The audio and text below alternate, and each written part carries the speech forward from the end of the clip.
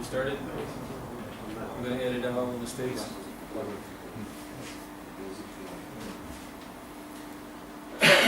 Assalamu alaikum wa rahmatullahi wa barakatuh. Alaikum salam. Alhamdulillah. Wa salatu wa salam ala Muhammadan wa alayhi wa salam. All praise is due to Allah, Rabb, cherisher and sustainer of all the worlds. May peace and blessings be upon the noble messenger, his family and companions. Ashhadu an la ilaha illallah. Ashhadu an Muhammadan Rasulullah. None has the right to be worshipped but Allah, and Muhammad is the messenger of Allah. This is the last week of this program. After Ramadan we have intentions to start a different program, but this is the last week of the book, of the two books that we did. We have a short time to finish up, only 2 pages. And then we will do something else, inshallah. This is chapter 6, and we're going to talk about body language in meetings, which we as Muslims, we have a lot of meetings with other Muslims, with non-Muslims, with many different people. So this is an important subject. Communication occurs constantly in a meeting, even if you're not intentioned to make communication with somebody, you are by your body language. Not many people are involved in the speaking, but almost everyone would exhibit body language or signals that divulge what they're actually feeling inside. So even if you're on the outsides of a meeting, maybe you're not one of the participants, but the other people are getting what we call vibes or vibrations from you. Maybe you're making other people feel uncomfortable. So even though you're not necessarily talking or contributing, you should still exhibit yourself in a way that's consistent with Islam. If you're the leader of the meeting, it is important to know if the attendees or the person who is there are interested in what you're saying, or if they agree with your ideas. Early detection of boredom or disagreement is crucial in order for you to change your approach or present a different proposal when necessary. Many times I've said, maybe we're all going to Riyadh, but maybe we're not all going the same way. Sometimes we go to Taif and up this way. Yeah. Sometimes we go to the empty quarter and up this way. It doesn't matter how you get there. The goal is to get to Riyadh. How you get there is your business. What is the easiest for you? Whatever the people are riding with, you want to see. Sometimes you have to consider these things. When you see most of the attendees reclining back in their chairs or just staring blankly without blinking their eyes, it likely means they're not interested in the topic. The topic's being discussed. Do not prolong the discussion or do something that will break the monotony. Maybe it's time, as I know you have seen many Ahmed Deedat videos where he just stopped and he decided it's time to have a little contest and hand out a Quran or something. He would ask a question and whoever answered the question, he would hand out the Quran. He was just trying to break the monotony or break the ice, as we call it. It wasn't that he was trying to get people to take the Qurans. He was just trying to make a break. Intermission. Yes, and then he would go back to the subject. Yes. If it became dull or boring again, or people were starting to fidget, because you can see from the podium where you're talking how the people are receiving it, then he would go back to giving out a Quran or a booklet or something else, or ask questions. When attendees are not constantly like this, it means they are agreeing with what you're saying. When the attendees cross their arms, touch their nose or mouth, sit back and shake their heads, they oppose your ideas. As we talked about last week, crossing your arms like this is not agreeing, or he's better than you, or has many meanings, but he's not listening to you basically. And if the hand is over the top of the arm, this is a defensive move. And either way you have to adjust to whatever they're telling you. If you're saying something to defend them and they're into the defensive mood, you still have to change. If they're under the arms, they're not listening to you, and you still have to change. So you have to watch what your audience is doing. Depending on the size of the audience, they may not all be exhibiting the same thing. So you just have to adjust. When an attendee breathes deeply, it probably means that he wants to interrupt a conversation and express his point of view. If you're talking and you see him, he's waiting for a space to interrupt you, not necessarily to sidetrack you, but maybe there's a point that he don't want to go past, he needs it clarified. And it's a good idea if you stop and clarify this point. You may only be seeing one person doing this, or only hearing one person do this. And maybe the whole audience doesn't really understand this point, but he's the only one with enough courage to ask about this point. So it's a good idea if you see somebody like this, find a place to stop and say, "Brother, I see you have a question. maybe it will help your speech. Might make it shorter. If you tell him what he wants to hear now, maybe you don't have to say it later. Brother, about this point, to avoid such thing, don't you think that, I think there are two ways, Some people, they prefer to deliver their speech and finish it off, then allow question. Others, they say, no, please feel free to interrupt if you have any question. So don't you think that the second way will accommodate this kind of happening? It depends on what kind of... if you're giving a lecture where you're standing there and giving a briefing from point A to point B, yes. But if you're just there to talk to people about Islam, for me, I call this an informal. For me, I don't like lectures. I don't like people to stand up there and say this and this and this and this, and you have no say-so. And a lot of people are that way. I prefer the informal type where I give some kind of speech, I answer a question, and it seems to help for me. So maybe... But then again, the speaker has to be comfortable. If he's not comfortable, so if you're not comfortable stopping in the middle, then don't stop in the middle. Or maybe you can tell him, brother, I'll have a space for questions in a minute, and continue on. But don't ignore him, because then he's going to get frustrated, and you're going to start to see the other signals of arms crossed and shaking the head, or maybe he goes to sleep. So just don't ignore them. Just say questions in just a minute. Let him know you're first. I'll take you first. No problem. To change the attenuation of the voice, because we call it monotone. Some people, when they talk, can put you to sleep instantly. They just go, it sounds like this, and people fall asleep. There are some people who get very loud, and some people who get very soft. And some people do it on purpose. I have seen speakers up very quiet to see, and then you see the people. What? Just to see if they're paying attention. So it's up to the speaker or the moderator.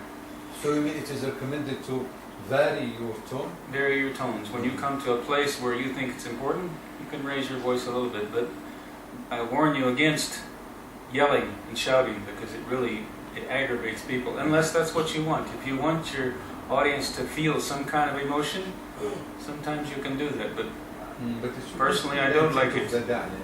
Yes, I don't like to aggravate people. No. Exactly. Raising the voice up and down, yes, is good, but yelling is not good. Frowning. You have to observe and change body gestures such as frowning, looking down at the ground, drumming fingers on the table, exciting the meeting room. So you have to be careful. There's many things that you have to observe and be careful of. You need to detect the inner feelings of each attendee and bear in mind how this can affect the reaction of the other attendees. I have seen it. You say in America, we say that one rotten apple will spoil the whole barrel. It takes a while, but one rotten one just spreads and spreads and spreads. So if you let somebody in your audience, and you will hear them, every time you say something, you hear some noise.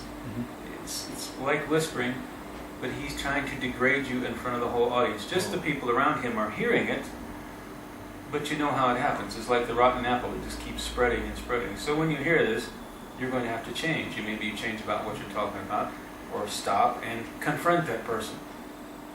Usually for me, if I have this kind of person, I confront them. If something you're saying is important, go ahead and say it to me. You're not going to hurt my feelings.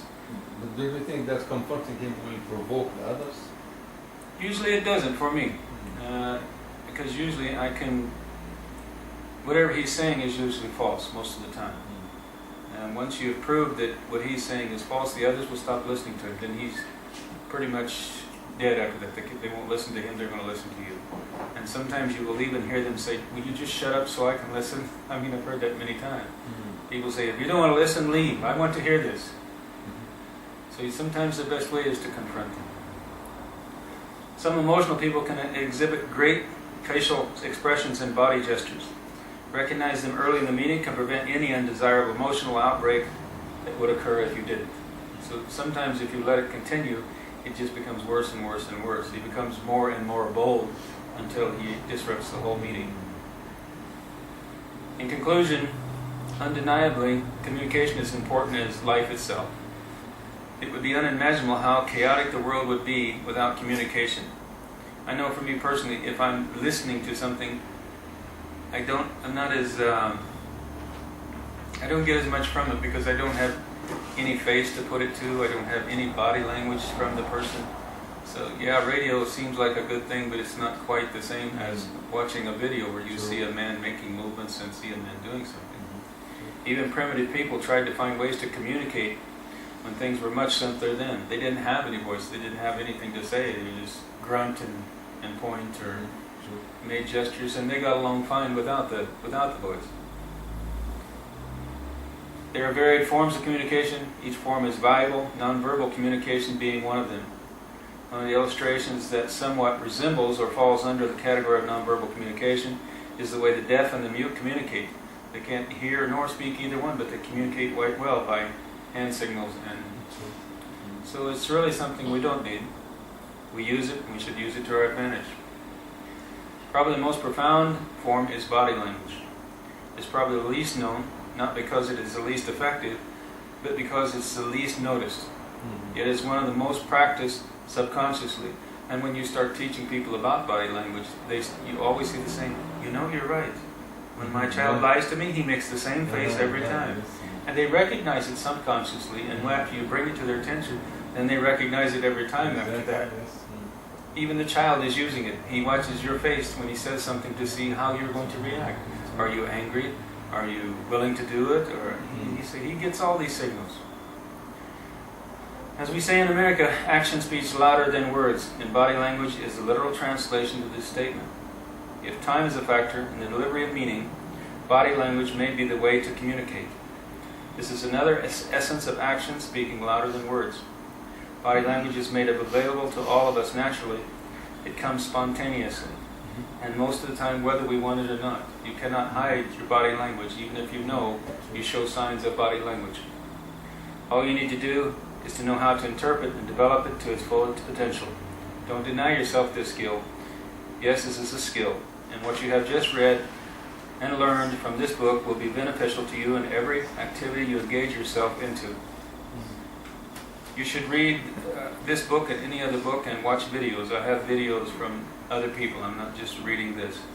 Talking about body language, how to deal in meetings. Even I have on videotape that I take from Discovery where they interview prisoners to find out. They learn more by body language than what the man says. Even if he keeps denying that he stole this, his body says something different. All of these things you can use. Use the book as a reference. You'll be delighted you did. Remember to keep this in mind. Learning body language from this book does not stop here. There's people who spend years and years and years and years and still don't know it all. Experience is the key factor. Sharpen your body language skills to greater heights and enjoy it while you're doing it. Body language may not be absolute, but your degree of efficiency will certainly be high. This is the end of our program. We're going to finish the day talking about our electronic dialogue program, which is part of what you're watching now. Dr. Abdullah is going to talk about the emails that we receive weekly from how many countries now? 189. So 189 countries, which only leaves a few left, doesn't it? About four. If we talk about the United Nations list, we talk about 193. So 189 of 193 send emails to us for free books, I That's see. right, yes. You see, it starts like this, that if anyone in the world now, just print or type Islam, I-S-L-A-M, or Muhammad, peace be upon him, or Quran, or anything terminology related to Islam, hundreds, if not thousands of websites appears. And among these websites is our humble website entitled www.islamunveiled.org. So when someone, this visitor, male or female, opens this www.islamunveiled.org, he or she will see the home page flasher towards the top right of the home page saying free books. Of course, there are articles, of course, along with the services that we give. These are articles that you could read while you're on the site. Yes, there are articles and they are updated every month. These articles are written by Westerners, so they speak and they take into consideration the right approach to address Western mentality, and they are updated every month. Besides these articles and question and answer and stories about newly reverts, there is this service that we do, and that is free list book. Alhamdulillah, these free list books, up to now we are sending books in 11 languages. We'll be adding Thai soon, inshallah, God willing. So we'll be ending up with 12 languages, and we have about 75 different titles. I know you say these books are free, but this is kind of, it's free to the people who are requesting it, but the Yes. books are not free. They're actually, some of them are of great value. They're not cheap books by any means. And somebody is paying for this, I would assume. Exactly, this is what's happening. You see a lot of donors and people with goodwill. They pay for these books. Some of them are bulky books, for example, Guided and Misguided by Dr. Lawrence Brown, the American scholar. Another book called Who Must We Worship, or Who to Worship. It is quite a bulky book, very nicely printed in a nice way. So we send these free of service to truth seekers, anyone who have inquisitive mind, they want to know, even they don't have to embrace Islam, at least they, to be fair, to know about Islam. And in my choice about the various topics that are tackled in these books, I took into consideration the contemporary issues raised by Muslims and non-Muslims. For example, Islam and Christianity, what is in common between them and what is the differences? The personality of Prophet Muhammad, peace be upon him, especially after the caricature and the, unfortunately, the misinformation, written about him in Denmark, Holland, and Sweden. So we have books about the status of women in Islam. We have books about the various stories, or the stories of leading Muslim women scholars like Aisha and Khadija, may Allah be pleased with them. We have books about reverts, in the story of reverts, how did they pass through their spiritual journey to Islam. We have books also that will help newly reverts who just embrace Islam and they want to know how to practice prayers and to practice Islam. We have books that tackles or deal with people who are scientifically oriented, for example, scholars, scientists. So we have a book written by a very famous French physician. His name is Maurice Bucaille, called The Quran, the Bible and Science. And another book called A Brief Illustrated Guide for Understanding Islam, where a lot of scientific facts are mentioned and proved in the Quran 1400 years ago. So we try to make kind of variety, so anyone who visits our free list will find his or her choice depending on his or her inclination. Some people think that because they come to the website and request these books that there's going to be somebody follow them up every month or so, send them an email. Have you decided to become Muslim yet? Is there anything we're going to help you with? And it's my understanding you don't contact anybody after the books, you just give them the books. Exactly, not at all. There is no kind of follow-up, because for two reasons. First of all, I think we did our duty, that we got the information to the truth seeker. Second thing, we don't have a team, because we get a lot of emails. Sometimes they reach as many as 30 email from all over the world per day. It goes up during Ramadan, doesn't it? Exactly, yes. It continues during Ramadan. And we just send the books, and then some of them, they are polite enough and kind to tell, yes, thank you, we'll see the books. Others, they didn't do this, and it doesn't matter to us, because what we do is just we want to relieve our consciousness that we should not monopolize the light, we should not monopolize Islam to ourselves. Islam is a logical religion, Islam is very practical religion, so we want others, especially truth seekers, to share with us the spiritual satisfaction that the individual lives or feels when he or she embraces the truth, capital T. I know you said a lot about women scholars in Islam. I think a lot of this is a misconception, that they think women are just locked away in the house to have babies and cook food and wash clothes. But you mentioned there's a lot of Muslim women who are scholars, Oh yes. starting yes. with Aisha. Exactly. I mean, if you read Islamic history, you know that even great men scholars and great men Muslim scholars, they used to refer to Aisha for certain questions about Islamic jurisprudence, fiqh. And she was so much knowledgeable, and she was really a source of knowledge. That a great of imam, we call them imam, that in the sense that they are so knowledgeable about the law and the sharia. Sometimes they get to a certain question that they have to refer to Aisha, the one of the wives of Prophet Muhammad, peace upon him, for the verdict. They get verdict from her. And anyone who reads Islamic history knows that she used to take a place called near to the Kaaba. It's called Hijr Ismail. Ismail, curved place where she would sit there and start answering questions, giving verdicts to men. Why? Because living very close to the Prophet, she had an access to all the knowledge.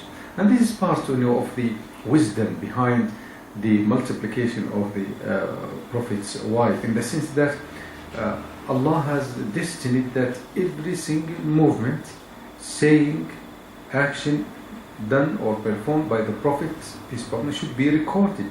And this recording is continuous recording by his wives, may Allah be pleased with them. And then they passed his kind of life, his biography in detail to the people, because this is legislation. I mean, he's being guided by God. So this is part of the wisdom, that every single act of his life used to be reported to his followers and then to us here, transferring from one generation to another generation until we came to know how to live. Many people, many non-Muslim, they say, among the things that we admire for Islam, that you have a complete way of life. It's not just in the Holy Quran. It's not just mere stories about the Prophet, peace upon him. No, it is also telling you what to do in your personal life, what to do in your economic life, in social life, political life. So no man on earth, that his life and the details. Personal life has been recorded and reported to his follower than the Prophet Muhammad, peace be upon him. Coming from Christianity myself, there's a lot in the Bible and some other books that cannot be proven. I mean, they say it's happened, or they say this, they say that, but there's no way of proving it. How do people who are not Muslims, how can they be sure that this information you and I and other people are talking about is true? There is a science that is singular to Islam. It's called Ilm al-Rijal, the science of men. For example, for any hadith, and when we say hadith, we mean the prophetic tradition. That is what has been reported by the Prophet or done or approved. So anything that the Prophet said or did or saw it being done and approved it is legislation. But to make sure that all these information are sound and correct, the person, the narrator, the chain of narrators should be a very reliable people. To the extent that the followers of Prophet Muhammad, they used to travel from place to place to trace the authenticity of the hadith. Just one hadith. Yes. Just one hadith. They would travel, all the way from, for example, Yemen to Syria or vice versa, in order to find someone who really had the hadith. So what happened? The Prophet, he said this, reported it. So the people, after he did, reported it to others, and others to others, until we received it. But these others, this chain of narrators, their life, their authenticity should be traced to the extent that we have a science now, independent science called Ilm al-Rijal, the science of the authenticity and reliability of men who transmit this hadith. No other religion has such thing, you know. To the extent that Imam Bukhari, may Allah be pleased with him, and Imam Muslim, they filtered and scrutinized these prophetic hadith to the extent that they came to be authentic, and they came to be the second source after the Holy Quran for our legislation. I know it's said in the Quran that those people who will be successful as Muslims are the ones who follow the Quran and the authentic Sunnah of the Prophet Muhammad, peace be upon him. Yeah. So we've talked about how we can prove that the sayings and teachings of the Prophet are true, but how about the Quran itself? It's done pretty much the same way, isn't it? The Quran, you see, speaks for itself. It is a miracle in language, in style, even in scientific facts, you know. And you know, someone, a Western, he said very interesting thing. He said, I am amazed, you know, if someone writes a book or a thesis, he will say something, claim something, and then try to prove it throughout the thesis until the end. Unlike the Quran in the first verse after Al-Fatiha, that is the verse of Al-Baqarah, the cow, it's called Alif Lam Mim ذَلِكَ الْكِتَابُ لَا رَيْبَ فِيهِ. That is Alif Lam Mim, certain alphabets, the book where there is no doubt. So from the first page, the first verse after the Al-Fatiha, the opening chapter, the challenge is there, even, you know. So imagine the authenticity of the Quran to the extent that the challenge is announced in the first page number 1. Then the Arabs at that time, they were very eloquent. They couldn't bring a certain verse or something similar to the Quran. Number 3, a lot of the thing that prediction, for example, prediction of thing that to happen, and it happened later on. A prediction of scientific facts. At the time of Prophet Muhammad, peace upon him, he was not a scholar, he was not a scientist, yet he talked about the phenomenon that those people who hear the word of God and they don't like it, they are being influenced by satanic insinuation, they feel tightness in their chest as if they are going up the sky. And then science came to prove that the higher you go, the less oxygen you will see, and that's why we have military pilots. They have to use this oxygen as they go up in the sky. How did an illiterate man who couldn't write his name, Prophet Muhammad, will know these things? And not only that, but also the science of embryology. You know, the stages that human being passes through, from the morsel to the leech to the, you know, in order to be completed as a human being in the womb. It has been described in details. These stages that all of us pass through when we were created has been described in details in the Holy Quran. And then it was only later on, you know, that science, and with the use of telescopes and microscopes and so on, we came to know about these stages that the human being passes through, to the extent that the famous Canadian embryologist Keith Moore, he had to, when they told him about the details mentioned in the Quran 1400 years ago about the different stages that the embryo goes through, he had to revise his book and make a new edition called The Human Development, with edition from the Quran.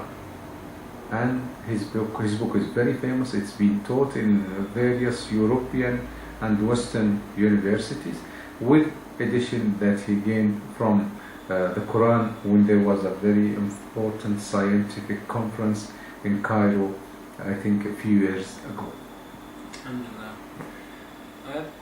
All of these subjects that we have talked about in the last few minutes, there is a book or books in English and many different languages that anybody can request. We are not going to contact them, they have to contact us. And after they request the books, we're not going to contact them again. So if you want the books, contact islamunveiled.org. You get 5 books for free. It's not something that's free. It's cost us in the Dawah Center thousands of riyals to mail it alone, and sometimes the books come back. So we've lost many times from this. So if anybody wants free books, just go to the website and find them for free. Understand that during Ramadan it goes very high up. Many people want books during Ramadan for some reason. I don't know why, but it happens every year, mashallah. This is the end of our program. Thank you for listening to the last, I think it's 16 weeks, 4 months. Inshallah, after Ramadan, we will try again to do something else. Shakil. If anybody else has any questions, brother, you have any questions? Thank you for listening. Assalamu alaikum wa rahmatullahi wa barakatuh.